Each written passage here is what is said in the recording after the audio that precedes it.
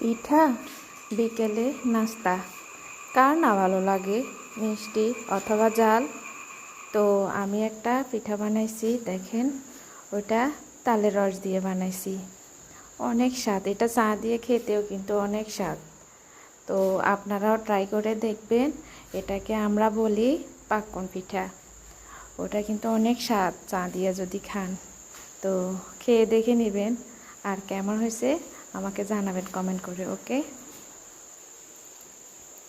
দেখেন তেলের মধ্যে দিছি, আর আস্তে আস্তে ফুলকো ফুলকো হবে। ফুলকো ফুলকো ওগুলা খেতে কিন্তু অনেক মজা। আপনারা বাড়িতে ট্রাই করে দেখবেন। আর তালের রসের একটু ঘ্রাণ থাকে, ঘ্রাণ এটাও কিন্তু ভালো লাগে।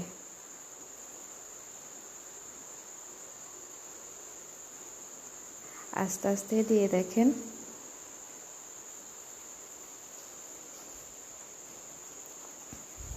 এইভাবে আস্তে আস্তে নাড়াচাড়া করবেন, না হলে একদিকে পুড়ে যেতে পারে। দেখেন বন্ধুরা কীরকম হয়েছে। এটা হচ্ছে আমার বিকালের নাস্তা।